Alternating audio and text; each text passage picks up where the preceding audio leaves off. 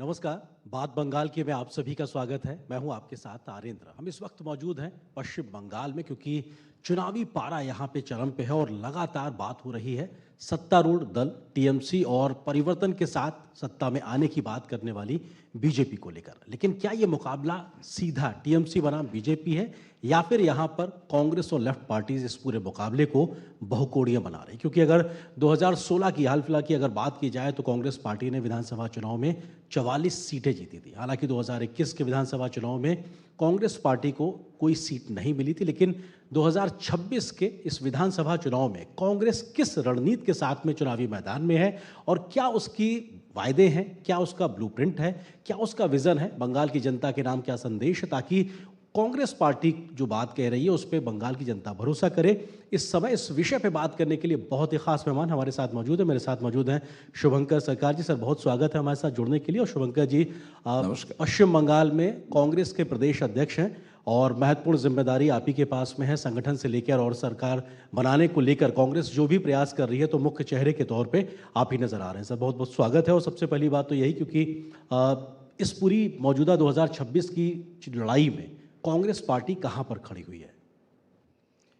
देखिए, ये जो बंगाल का चुनाव हो रहा है, इतिहास में 1952 से आज तक जो चुनाव हुआ, ये पहला ऐसा एक चुनाव हो रहा है जो बंगाल के अंदर में सारा देश का नज़र ये चुनाव का ऊपर है। एक ही कारण, एसआईआर लेके जो इंसिडेंट आज तक हम लोग देखा है, ये कभी बंगाल ना देखा, ना सारा देश देखा।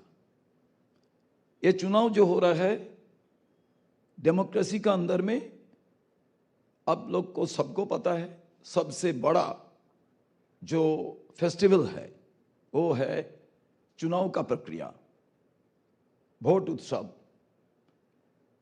और चुनाव आयोग ने भी वोट उत्सव बताया। आप बताइए, कोई उत्सव में जेन्युइन वोटर का नाम वोटर लिस्ट में नहीं होगा, वो कोई मेन फेस्टिवल हो सकता है? हो नहीं सकता है। आज मैं एक इंसान हूं, मैं जेन्युइन वोटर हूं, किसका क्या गलती है, ये मेरा क्या कसूर है? मेरा नाम वोटर लिस्ट में क्यों नहीं रहेगा? जो गरीब वो कहां आ जाएगा ट्राइब्यूनल में? जो गांव में ऐसा होता है, कौन उसको सहारा देगा?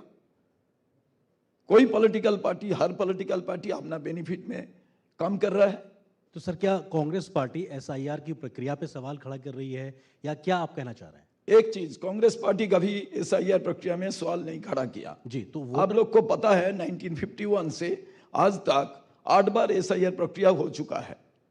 मोर देन 1 ईयर से ज्यादा टाइम लेके ये प्रक्रिया संपन्न हुआ था। आज हड़बड़ी से वार बेसिस ये प्रक्रिया हुआ, कोई ऐसा पता नहीं है। पहला जो हुआ था इंटेंसिव रिवीजन, स्पेशल बात, वो जो वर्ड नहीं था, कोई दूरा नहीं है। तो बंगाल के साथ एक चीज मेरे को एक चीज बताइए, बंगाल के साथ 12 राज्यों में एसआईआर शुरू हुई सर। लिसन, सिर्फ बंगाल में ही इतना हल्ला क्यों? आप एक चीज बताइए, एक लैंड, वो लैंड इलीगल है, वो लैंड का ऊपर कोई कंस्ट्रक्शन बना, वो कंस्ट्रक्शन भी इलीगल है। आपने बंगाल में जितना वोटर आपने निकाल चुका है, हमारा उसमें कोई बात नहीं है, बट यही वोटर तो उनका जो अधिकार प्रयोग किया था, इसलिए तो मुख्यमंत्री बने, इसलिए ही तो एमएलए बने, इसलिए ही तो एमपी बने। वो एमपी लोग तो प्रधानमंत्री बनाया। आज बताइए, इलीगल लैंड का ऊपर आपने एक मकान खड़ा कर दिया। सर, आपका पॉइंट आप कह रहे हैं कि मुख्यमंत्री उसी वोटर से बना, प्रधानमंत्री उसी वोटर से बना, तो क्या अब जो एसआईआर वोटर लिस्ट का शुद्धिकरण का काम संवैधानिक व्यवस्था के तहत, संवैधानिक अधिकारों के तहत चुनाव आयोग कर रहा है, क्या वो नहीं करे? और क्योंकि 12 राज्यों में ये व्यवस्था एक साथ शुरुआत हुई, वहां पे सबसे ज्यादा जो बवाल देखने को मिल रहा है वो पश्चिम बंगाल में है। बाकी राज्यों में भी खत्म हो गई प्रक्रिया, इस प्रकार की स्थिति नहीं है। अब तो सुप्रीम कोर्ट की निगरानी में हो रहा है, तो क्या लगता है? एक चीज बताइए, क्या सुप्रीम कोर्ट क्या नहीं है? हम भी एक लॉयर हूं, मैं पता है। 2-3 चीज को आपको पता, मैं बताना चाहता हूं। मैं चुनाव आयोग को पकड़ेंगे, मैं सेंट्रल गवर्नमेंट और स्टेट गवर्नमेंट को बताएंगे, मैं दूसरी को तो बोलने नहीं जाएंगे जो मेरा नाम क्यों नहीं है। तो उत्सव कहां से हो सकता है? आज बंगाल में हुआ, दूसरी प्रदेश में नहीं हुआ, ये किसका फेल्योर है? किसका फेल्योर है? ये चुनाव आयोग का फेल्योर है। राज्य सरकार की इसमें जिम्मेदारी नहीं है? मतलब एक की- ममता दीदी एक- नहीं, मैं मैं तो- आपसे पूछ रहा हूं, मैं तो राज्य सरकार, केंद्रीय सरकार को बाद में आऊंगा। पहला तो मैंने चुनाव आयोग को देखूंगा, नहीं, उनका पास क्या क्या कानून है। क्योंकि उनको अपने इस प्रक्रिया को पूरा करने के लिए, चुनाव आयोग को इस प्रक्रिया को पूरा करने के लिए सुप्रीम कोर्ट तक जाना पड़ा। जो उनको लोग चाहिए थे, न्यायिक अधिकारियों की बात हुई, वो भी राज्य सरकार से उपलब्ध नहीं कराया गया। तो जो तमाम दिक्कतें आई बंगाल का क्या स्थिति है जी, ये केंद्रीय सरकार का मालूम नहीं था। फर्स्ट, मैं कांग्रेस पार्टी का अध्यक्ष होने का कारण फर्स्ट सुप्रीम कोर्ट में मैंने लिखा था, मैं प्रेस कॉन्फ्रेंस बुला के मैंने बोला था जे लुक आफ्टर सुप्रीम कोर्ट को करना है। उसका बाद सब लोग किया था। क्यों? अभी भी मैं बोल रहा हूं, free fair and fearless election के लिए सुप्रीम कोर्ट का इंटरवेंशन भी जरूरी है। जहाँ पे जीत हार का अंतर 2% के आसपास है, और ज़्यादा उससे संख्या में अगर वोटर प्रभावित हैं तो उस जगह को वो देखेगा, क्योंकि अभी भी पूरी प्रक्रिया सुप्रीम कोर्ट की निगरानी में ही चल रही है। तो हमें तो विश्वास रखना चाहिए देश की सर्वोच्च अदालत पे, कम से कम एक रास्ता निकालेंगे। क्या आप ये माइक पकड़ के बहुत बात बोल सकते हैं? मैं श्रीरामपुर से कंटेस्ट कर रहा हूं, 48,000 नाम निकाल चुका है। ऐसा परिवार है जो परिवार पूरा 3 जनरेशन उधर है, कोई कारण से उसका प्रॉब्लम में वो लोग है, मेरा पास आ रहा है, अभी वो जा रहा है सुप्रीम कोर्ट। तो इसलिए बताया लास्ट दिन तक जो होगा उसको इंक्लूड करना पड़ेगा। घुसपैठ के मुद्दे पे आते हैं, एसआईआर से घुसपैठ को आप मतलब कांग्रेस एक मुद्दा मानती है?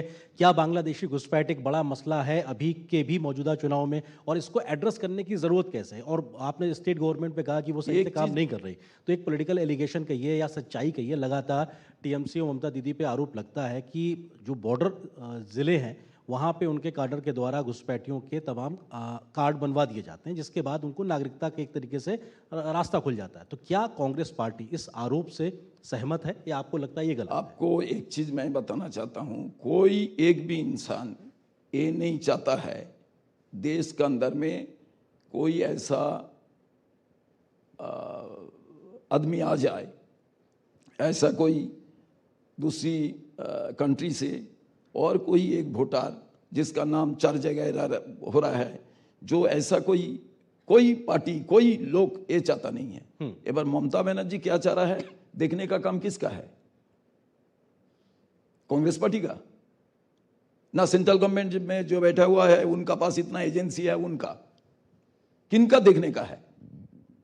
मैं तो यही बोलना चाहता हूं, आपने 2014 से है, आपने क्यों नहीं देखा जब बंगाल में क्या कैसे पासपोर्ट हो रहा है? कांग्रेस पार्टी की आप लड़ाई किससे मान रहे हैं मौजूदा? इस बार आपकी टीएमसी से लड़ाई है या आपकी बीजेपी से लड़ाई है? क्योंकि इंडिया अलायंस के माध्यम से कांग्रेस और तृणमूल कांग्रेस एक सहयोगी है। नेशनल एरिना में आप लोग एक साथ खड़े नजर आते हैं, यहाँ पे आप लोग एक दूसरे के खिलाफ लड़ाई लड़ते नजर आते हैं। तो एक कंफ्यूजन नजर आता है कि क्या आप साथ हैं या एक दूसरे के खिलाफ हैं? सारा बंगाल में हमारा एक ही आवाज है, एक ही हमारा मकसद है, टीएमसी को हटाइए और भाजपा को रुकिए। दूसरी ऑल्टरनेटिव बंगाल का जनता सोचिए। एक बार बहुत आदमी हंसने लगेगा, ऐसा ऐसा करने लगेगा। क्यों? हर आदमी किसी ना ये 2 पार्टी का एजेंसी लेके बैठा हुआ है, और ये 2 पार्टी हमेशा बाइनरी पॉलिटिक्स करने के लिए, जो इधर आप रहो नहीं तो मैं रहूं, ये अंदर में चल रहा है। तो इसको हटाने के लिए आप देखिए, मेरे को आज बताइए, ये टीएमसी जो काम कर रहा है, भाजपा रियली उसका विरोध में क्या काम किया? एक चीज आम जनता के लिए मैं बता रहा हूं, 100 डेज का वर्क मनरेगा का 3 साल काम नहीं हुआ। भाजपा ने बोल रहा है टीएमसी चोरी किया है, इसलिए पैसा बंद है, हिसाब नहीं दे रहा है। मैं दिल्ली में लेटर लिखा सेंट्रल गवर्नमेंट को, जे ऐसा कुछ किया है तो आपका पास एजेंसीज है, आप उसको अरेस्ट कीजिए, कुछ काम कीजिए। आज स्टेट गवर्नमेंट को, सीएम को चिट्ठी लिखा, जे ऑल पार्टी मीटिंग बुलाइए, हम लोग के लेके आप जाइए रूरल डेवलपमेंट मिनिस्ट्री के पास, और नहीं तो सुप्रीम कोर्ट जाइए। हर चीज में आप सुप्रीम कोर्ट जाते हो, इधर भी जाना चाहिए। अल्टीमेटली जो पोर पीपल, जो गांव का डेवलपमेंट होता था वो काम बंद होके पड़ा हुआ है।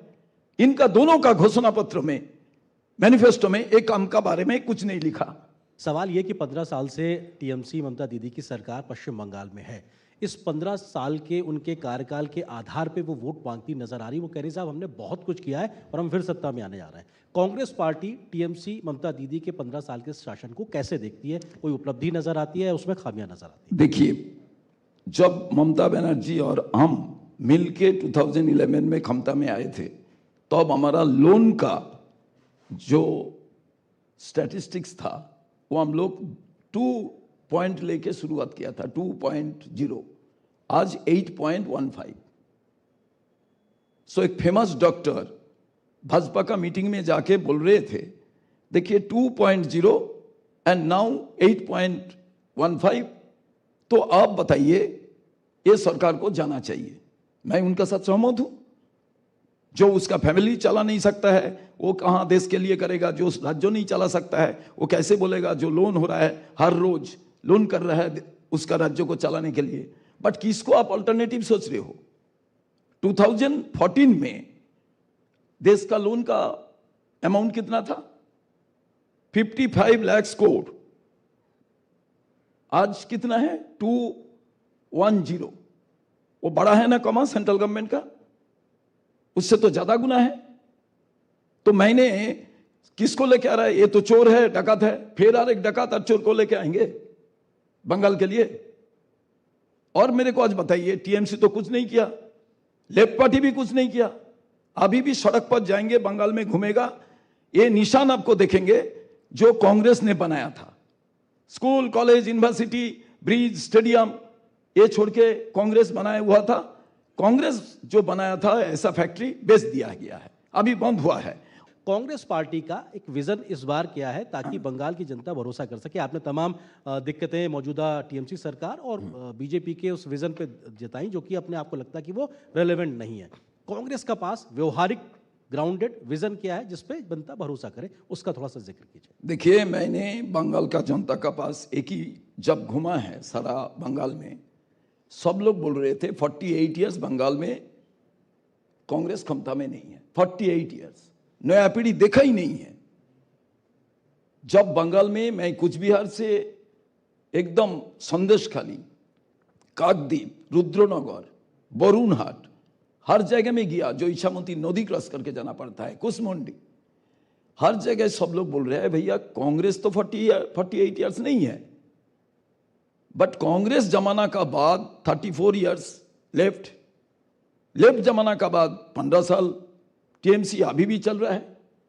एक भी मेरे को निशान दिखाइए नया पीढ़ी देख सके जे नहीं ये लोग बंगाल का तरक्की के लिए, बंगाल का डेवलपमेंट के लिए ऐसा प्रोडक्टिव कुछ बनाया।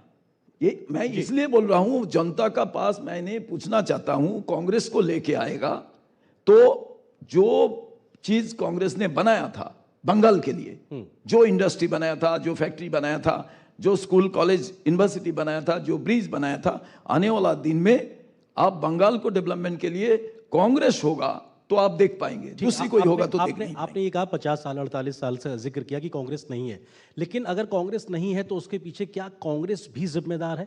मौजूदा वक्त में कांग्रेस के संगठन कितना मजबूत है? बूथ लेवल तक आप हैं या नहीं है? आप अपनी बात जो आज इस मंच से रख रहे हैं, क्या वो गांव-गांव सुदूर इलाकों तक आप पहुंचा पा रहे हैं? अगर वो नहीं पहुंचा पाएंगे तो आपकी बात पे विश्वास करके वोट कैसे तब्दील होगा? संगठन के स्तर पर बड़ा कमियां है, क्या कांग्रेस इस पर भी मंथन कर रही है? देखिए, संगठन तो एक पॉलिटिक्स में इम्पॉर्टेंट चीज़ है। हर चीज़ में जो आदमी जिसका पास है और पॉलिटिकल एरिथमेटिक उसका तरफ चलता है, इसमें तो कोई क्वेश्चन नहीं हो सकता है।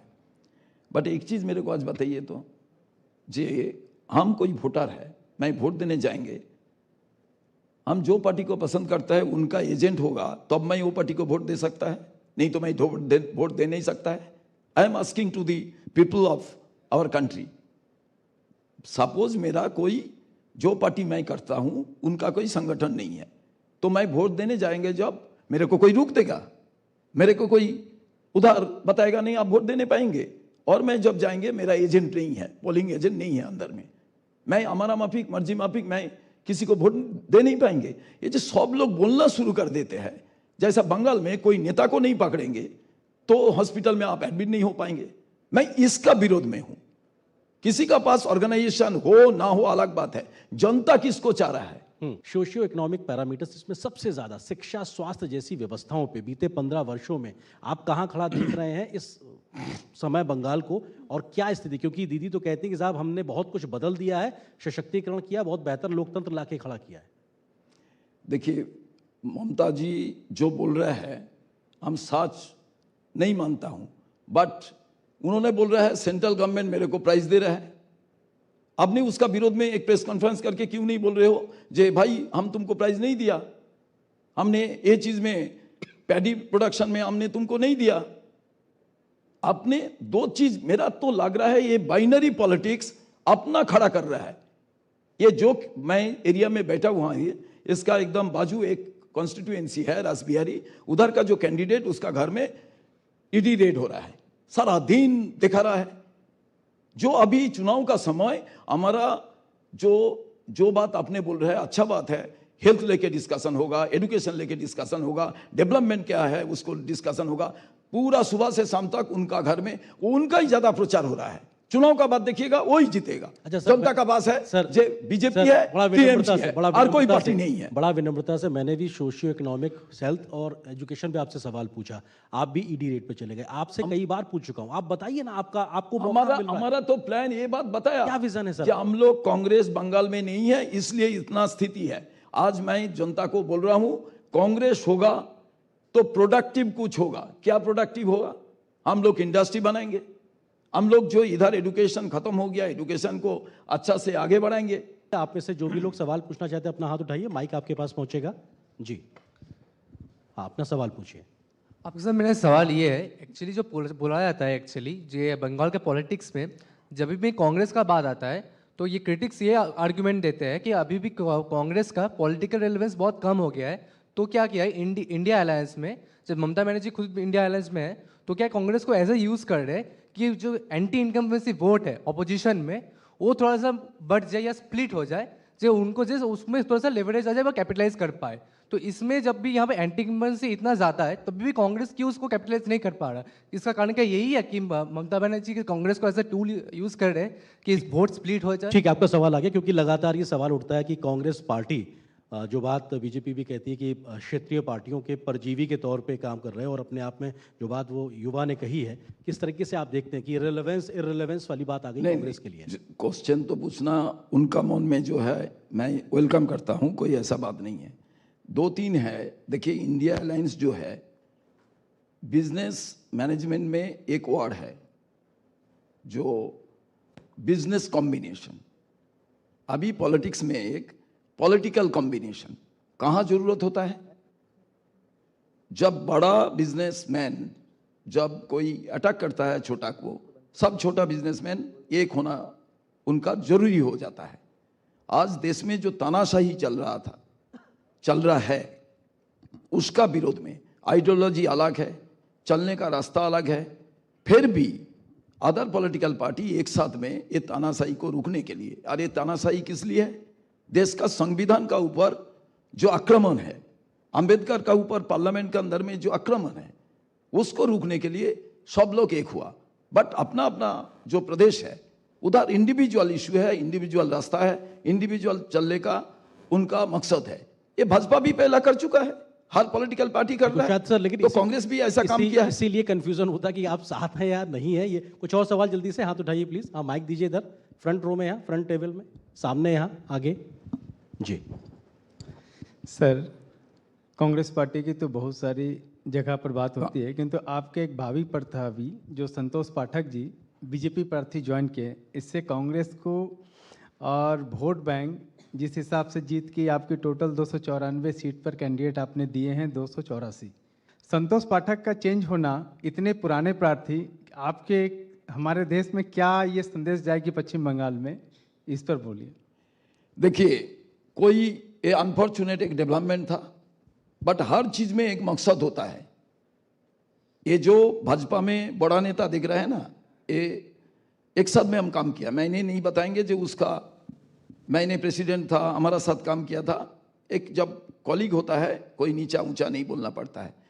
कौन किसके लिए कहाँ जाता है, क्या होता है, आप भी पॉलिटिकल क्रिटिक्स होके आपको भी मालूम है। संतोष पाठक सोचा उनको कोई समाधान होगा, उन्होंने सिद्धांत लिया, जाके ज्वाइन किया। डेमोक्रेसी में ये होता है और उनको मैं ये स्वागत भी करता हूं। और दूसरी बात यही है, लगातार उनका वोट बैंक का आप पता करिए और रियल चीज में आप जब जाएंगे पता होगा जो कितना वोट उधर डिडक्ट हुआ एएसआईआर प्रक्रिया में। ठीक है, जल्दी फिर से सवाल हर ले लेते आदमी हैं। आप कैलकुलेशन माइक क्या इधर दीजिए। करता है आपको भी पता है। सर, एक नंबर मुझे बता दीजिए कि इस बार आप जो चुनाव में जा रहे हैं, कांग्रेस पार्टी कितनी सीट की उम्मीद लेके जा रही है? एक आंकड़ा दे दीजिए उसके बाद। देखिए, मैं बंगाल का जो वोटर है, जी, मैं सबको बहुत रिस्पेक्ट करता हूं। मे बी दैट कुछ समय वो लोग मिसलीड कोई होता है, आंकड़ा? मिसलीड होता है। मैं अभी आंकड़ा बोल देंगे तो वोटर को मैं अंडर एस्टिमेट कर रहा हूं। उनका जो इंटेलिजेंसी, उनका जो सोचने का तरीका, उनका जो उत्कर्षता, उनका जो योग्यता, जी। उसके लिए मैं क्वेश्चन मार्क कर रहा हूं। पहले से मैं बोल रहा हूं जे बंगाल का जनता इसको वोट देगा, अच्छा, उसको सरकार वोट बनेगी देगा। सर। मींस टीएमसी और भाजपा सरकार जैसा कांग्रेस की बन रही जैसा है। स्पेशलाइज में वोट खरीद करता है, अच्छा, ये जैसा तो कह दीजिए कि गुंडागर्दी कांग्रेस की करके सरकार लेता बनेगी या है, नहीं? पहले से बात है। ठीक है, आंकड़ा आप नहीं आई देना एम नॉट चाहते। ए Amit Shah, I am not a नहीं, ममता नहीं, नहीं, बनर्जी, नहीं, इतना लेगा। नहीं, मैं ठीक है, आप आंकड़ा नहीं देना चाहते, सरकार बनेगी कांग्रेस की, विश्वास है आपको? 4 तारीख में आप झांपी खुलने का बाद हमारा जितना एमएलए है उनका इंटरव्यू आप लेंगे। बिल्कुल, हमें भी इंतजार रहेगा 4 तारीख का, लेकिन उससे पहले 2 चरण में मतदान बंगाल में होना है। आप जिस भी इलाके में रहते हैं, जिस भी पार्टी को वोट देने के लिए निकले, लेकिन जरूर जाइए, वोट जरूर कीजिए। लोकतंत्र की ये ताकत है जिसका इस्तेमाल करना बहुत जरूरी। फिलहाल बात बंगाल में हमारे साथ में कांग्रेस के प्रदेश अध्यक्ष शुभंकर सरकार जी थे। बहुत शुक्रिया अपना वक्त हमारे साथ साझा करने के लिए। शुभकामनाएं आपको भी इस चुनाव के लिए। तो इस खास कार्यक्रम में फिलहाल बस इतना ही। मुझे और मेरी पूरी टीम को दीजिए अनुमति। नमस्कार।